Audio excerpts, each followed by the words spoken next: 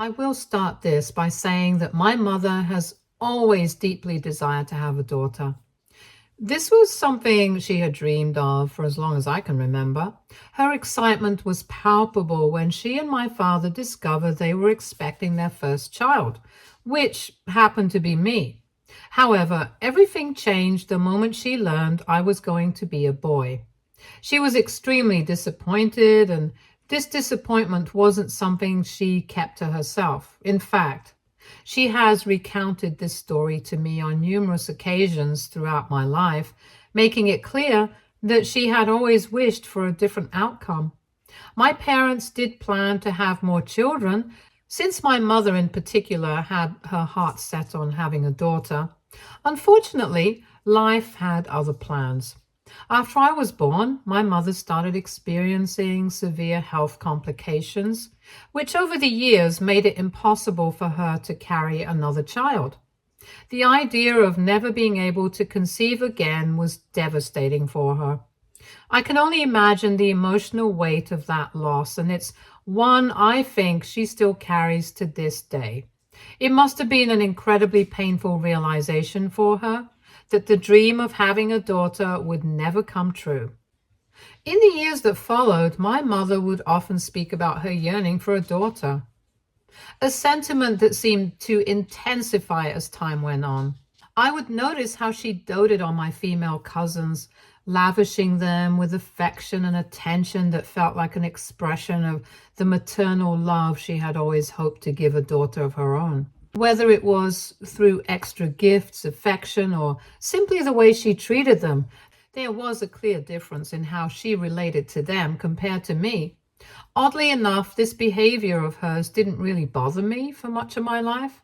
I had accepted that this was just who my mother was, and I didn't take her favoritism towards my female cousins personally. I knew she loved me, and for the most part, I was at peace with it. That is, until my ex-wife, Sophia, entered the picture. Sophia was the daughter of my mother's long-lost best friend from high school, someone my mother had reconnected with after many years of being out of touch.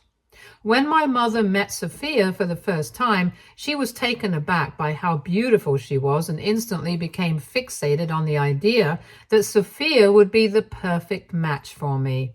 At that time, I was single, and my mother had been somewhat relentless in her efforts to set me up with various women, but none of those attempts really stuck. This time, however, she was determined and persistent. She kept telling me how stunning and wonderful Sophia was, how much we'd complement each other, and eventually it became almost an obsession for her. For weeks, I endured her constant attempts to push us together, and eventually I caved. Honestly, at that point, I agreed to the blind date more out of a desire to quieten my mother than out of any real curiosity or interest. I just wanted her to stop talking about Sophia and let me go about my life. When I finally met Sophia, my first impression matched everything my mother had told me. She was, without a doubt, incredibly beautiful, but as the evening progressed and we got to know each other a little better, I realized there wasn't much substance beneath her beauty. One of the first things I always try to learn about someone is what drives them, what their goals are, and what dreams they have for their future.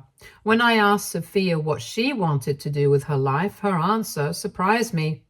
She told me without hesitation that her dream was to be a stay-at-home mom. That's when I felt a sense of discontent. It's not that there's anything wrong with wanting to raise a family, but at that point in my life, I had very different ambitions. I wasn't even thinking about having children anytime soon, and I expected to be with someone who had aspirations beyond just starting a family. So naturally, I asked her what she planned to do in the meantime, before she had children, and her response left me even more perplexed. She simply replied that she just wanted to be a stay-at-home wife. I looked at her perplexed as she went on to explain that her mother had always been a stay-at-home mom for as long as she could remember, up until her dad passed away, and that, in her eyes, this was the secret to her parents' successful marriage. While I could respect that it worked for her family, it felt completely different from what I was looking for in a partner. I wanted someone with passion, someone driven by a sense of purpose, whether in a career or a personal pursuit. The idea of someone wanting to be a stay-at-home spouse from the start didn't align with my values.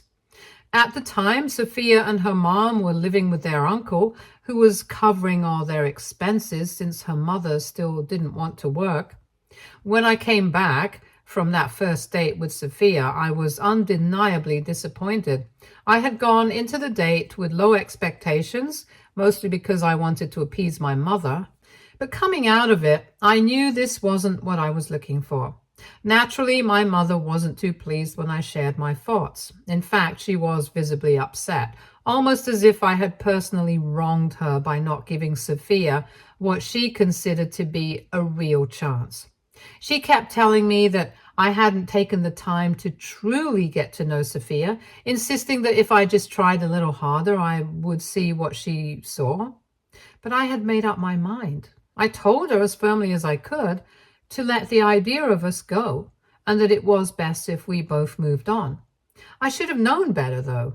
My mother was not someone who gave up easily, especially when she had her heart set on something, or in this case, someone. Not too long after that, my mother invited me over to her house, which wasn't unusual. She would often ask me to come by for dinner or just to catch up. But this time when I arrived, I noticed that Sophia was there as well.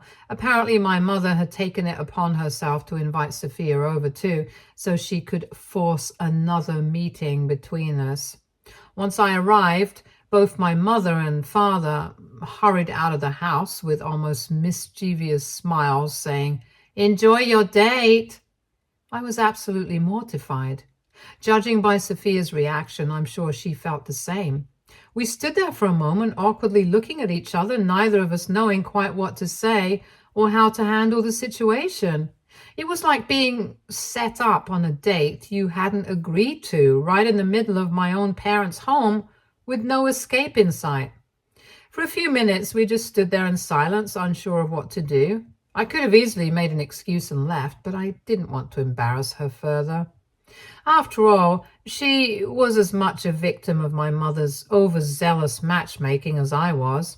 So instead of bolting, we both exchanged awkward laughs, acknowledging how bizarre the situation was, and eventually sat down to talk.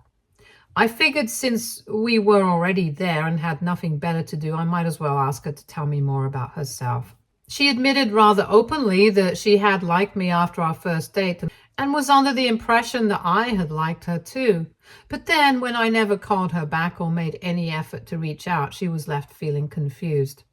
I told her as gently as I could that while she was indeed a kind and beautiful person, I felt like we had very different goals in life since she desired to be a stay-at-home wife. Sophia then explained to me that her intention wasn't just to sit around the house doing nothing. Even if we didn't have children right away, she started to talk more about her volunteer work at the church and how she dedicated her days to working with children and helping those in need. Her explanation gave me a new perspective. I started to see another side of Sophia, one that I hadn't fully appreciated before. I realized that, at her core, Sophia seemed to be a genuinely warm, kind person, or at least that's how she portrayed herself to me initially.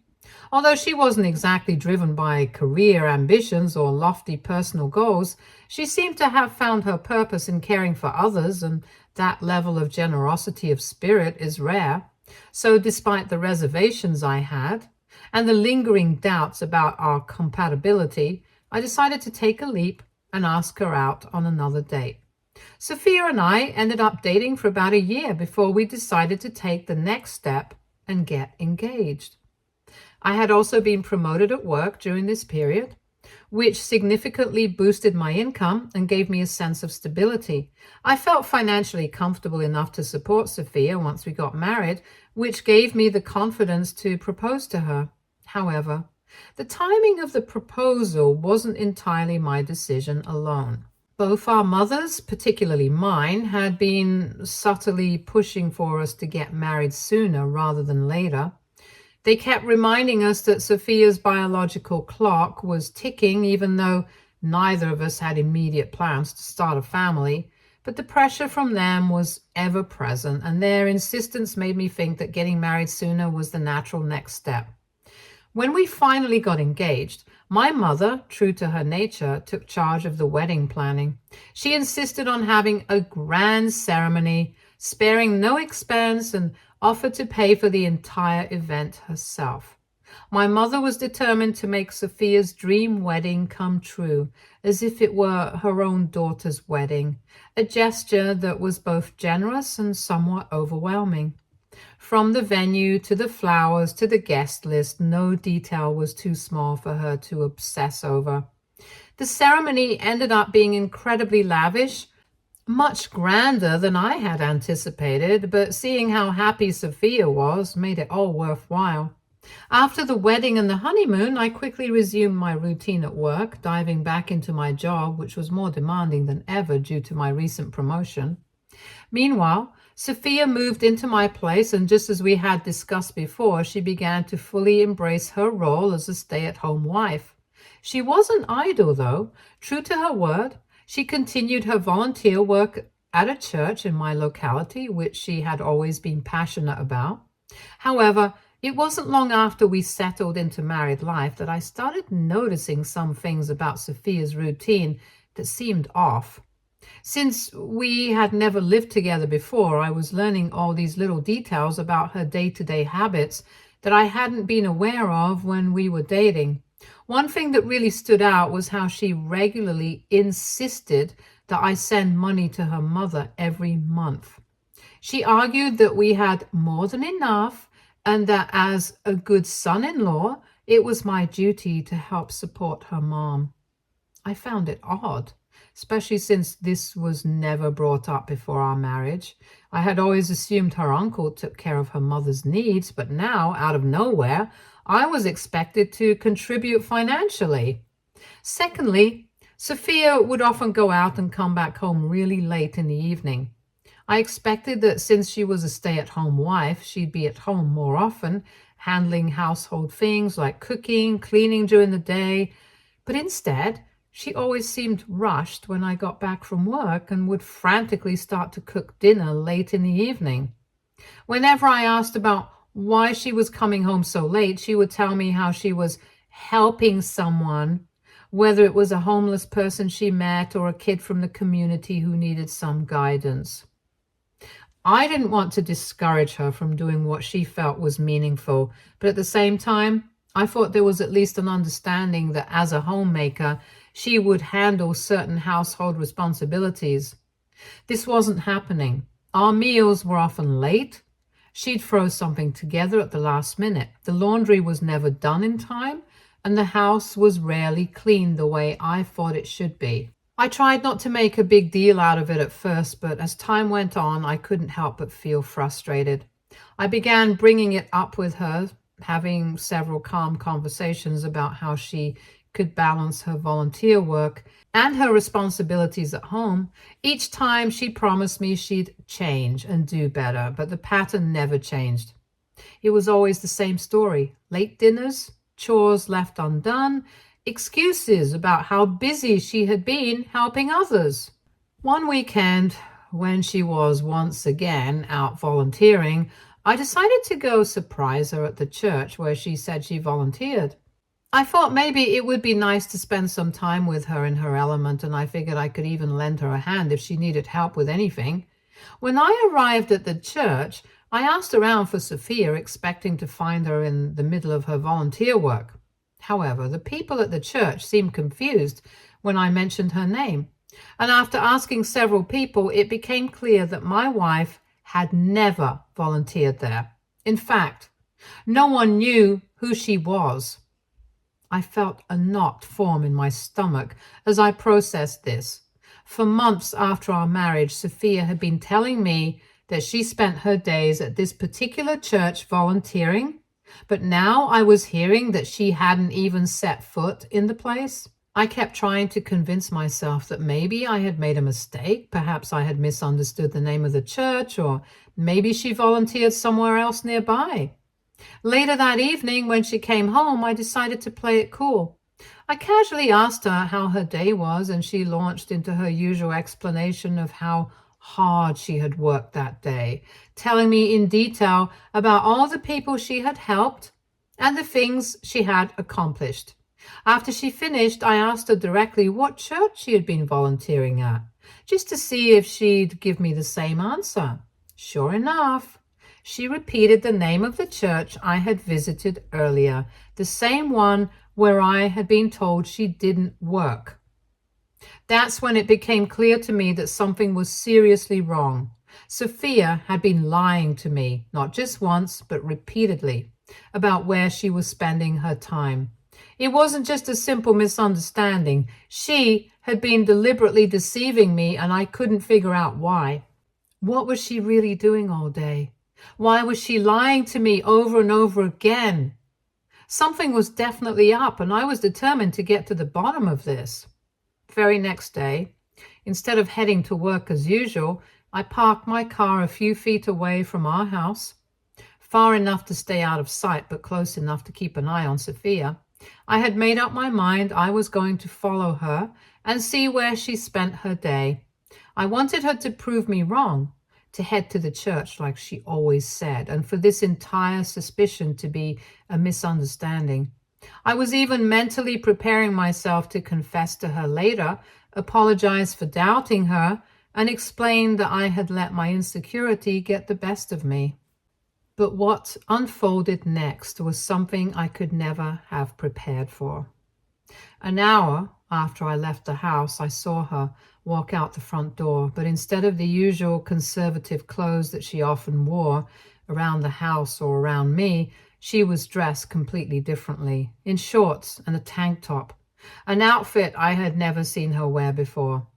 I watched as she got into the car, and instead of driving in the direction of the church like I had expected, she took off in the opposite direction. My heart started racing. I followed her, staying a few cars behind to avoid raising suspicion. I kept telling myself that there had to be a logical explanation. Maybe she was running an errand. Maybe she was meeting someone else from the church. Maybe. Eventually, she pulled into a quiet neighborhood and parked in front of a house I didn't recognize. It wasn't her mother's place, and it didn't belong to any of her cousins as far as I knew. I saw a man walk out of the house to greet her. My heart sank as I watched them embrace. And then, to my utter shock, they kissed in the driveway.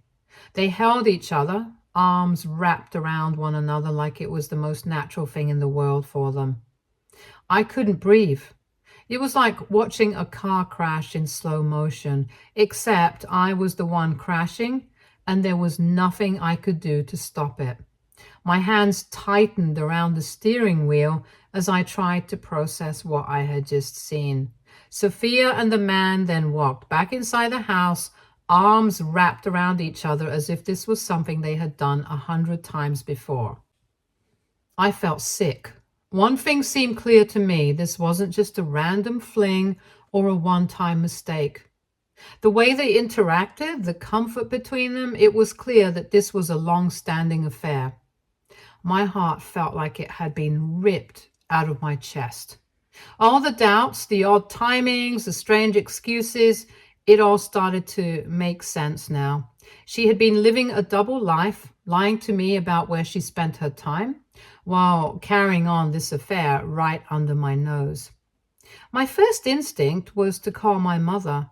I wanted to vent, to tell her everything, to hear her voice and get some sort of comfort, but I knew if I told her, she would no doubt call Sophia immediately, either out of anger or shock, and that would tip Sophia off.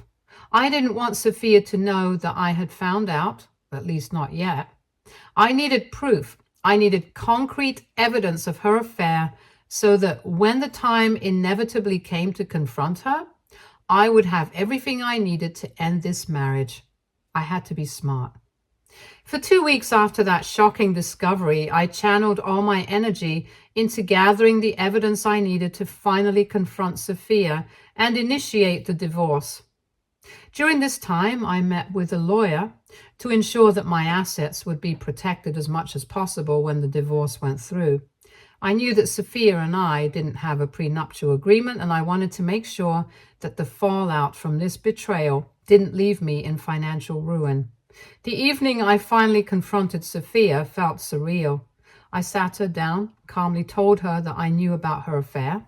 She looked shocked at first and even tried to argue, to deny what I was saying, but I had come ready for this. One by one, I presented her with all the evidence I had collected over the past month. Photos of her with the man, screenshots of their text messages I had collected from her phone, and even records of the days she had lied to me about being at church. With every piece of evidence I revealed, she knew there was no way to talk her way out of this. Finally, begrudgingly, she confessed. She admitted that the man she was seeing was her high school boyfriend, which I had already figured out after doing some research and finding him on Facebook. She tried to downplay the entire affair, saying that she was just being stupid and that she was just fooling around with him, nothing serious. She insisted she didn't intend for things to go as far as they had. I wasn't buying it. I looked her in the eyes and firmly told her that I was going to divorce her. She was stunned.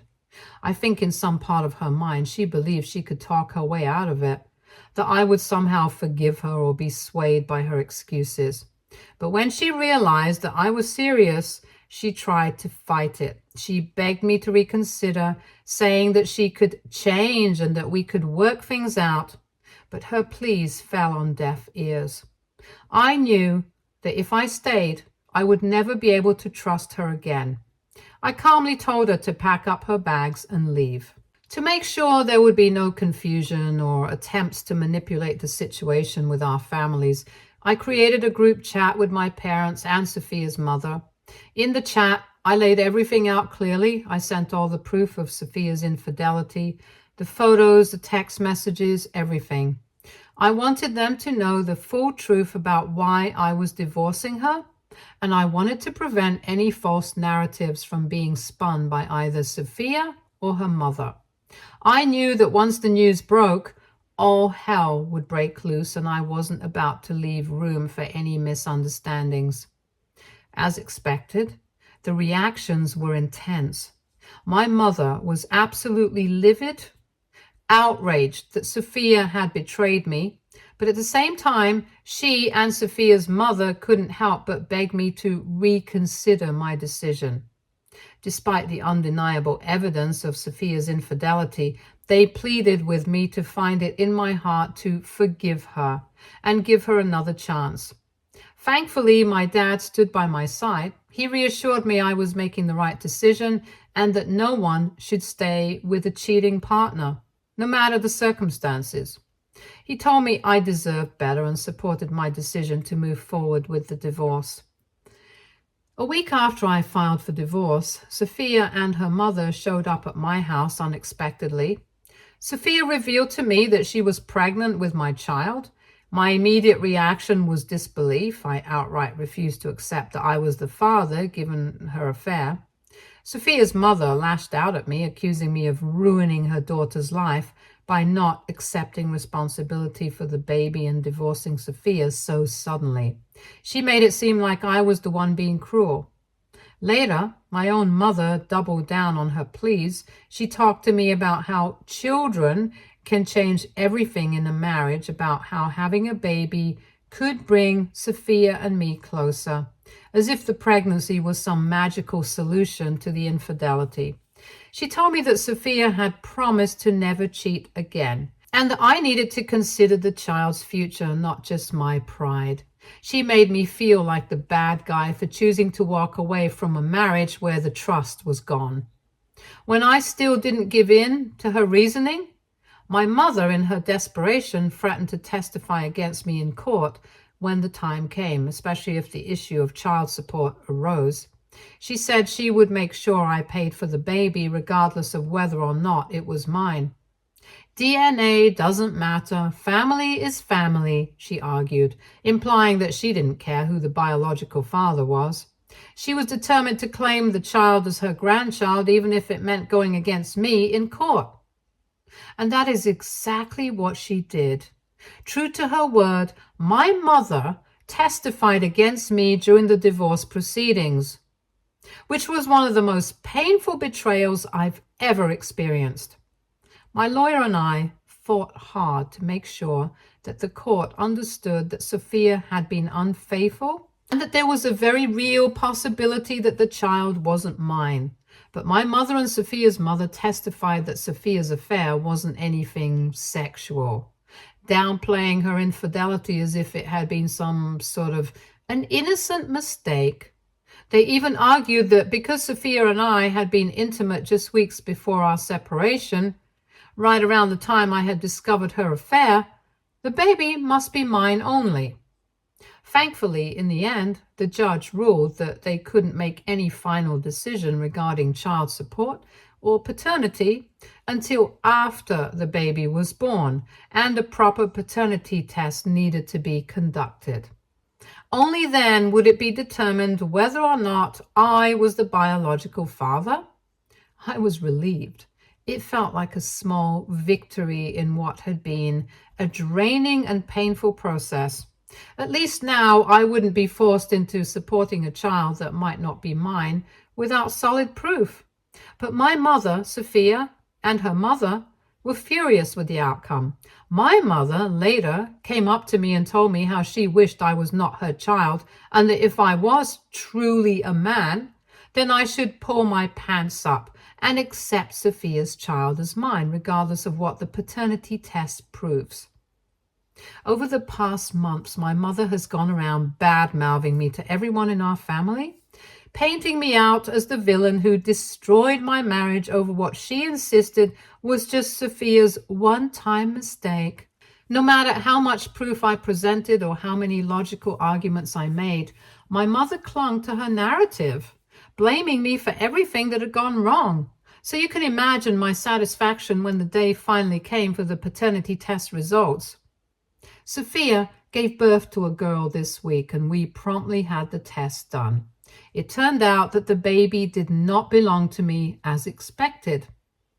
When I shared the results with Sophia, she broke down in tears, pleading with me to accept the child. She argued that her friends and family were going to shun her and her daughter if I didn't step up and take responsibility. I felt a deep pit of sympathy for her situation, but it didn't change the fact that I was not the father. "I'm sorry, but I can't do that," I told her firmly. "It's no longer my responsibility." Since then, Sophia has continued to call me and leave me voice messages begging me to reconsider. AITA for not claiming Sophia's baby as mine? Update 1. So for everyone asking, Sophia is arguing that since I probably won't have kids anytime soon, I should think of this baby as mine, even though she cheated on me. She also revealed that the guy she was having an affair with, her high school sweetheart, had refused to marry her. In fact, he has never been ready to settle down, which is why she had to marry me in the first place. It's clear she wanted to use me as a cash cow while continuing her affair with him. Honestly, I hope she at least takes him to court for child support, but at this point, I just don't care anymore. Update 2. I took everyone's advice and made a Facebook post to publicly announce that I am not the father of Sophia's child. I was tired of my mom supporting Sophia after the way she had cheated on me and wanted to humiliate her just the way she had done to me for months on end. Well, guess what? After I made my post calling out my mom for backing Sophia, she called me furious because people had started to turn on her. She accused me of betraying her, which was ironic since she was the one who actually backstabbed me by testifying against me in court and trying to make me pay child support. A lot of my mom's friends and relatives had actually believed her at first, but now, with the paternity test results in, It is clear that my mom was wrong about Sophia. People are calling her out in the comments of my post as well as to her face, telling her she needs to be a better parent to me, and how I am the actual victim in this situation. After my mother called to yell at me, she and Dad ended up having a huge fight. He was fed up with her constantly bullying me and threatening to leave her if she didn't drop her crazy idea of forcing me to accept Sophia's child, even though it's not mine. Update 3. It's been 5 months since my last update. My parents have decided to separate this past month. This is because my mom has refused to change and has even started calling herself grandma to Sophia's baby. She's been giving Sophia money every month and even volunteers to babysit her child. It seems like she's finally living out a dream of having a long-lost daughter just like she had always wanted. However, my dad has grown tired of this, as he feels this is borderline inappropriate and wants nothing to do with Sophia or her child. This has resulted in multiple fights where my mother has refused to take accountability. As a result, my dad has moved out and has been staying with me. It breaks my heart that my mom is choosing to focus on my cheater ex-wife's daughter over her own family. Anyway, my dad will be talking to a lawyer this week and moving forward with the divorce. Stay tuned for more stories from our girl relationships.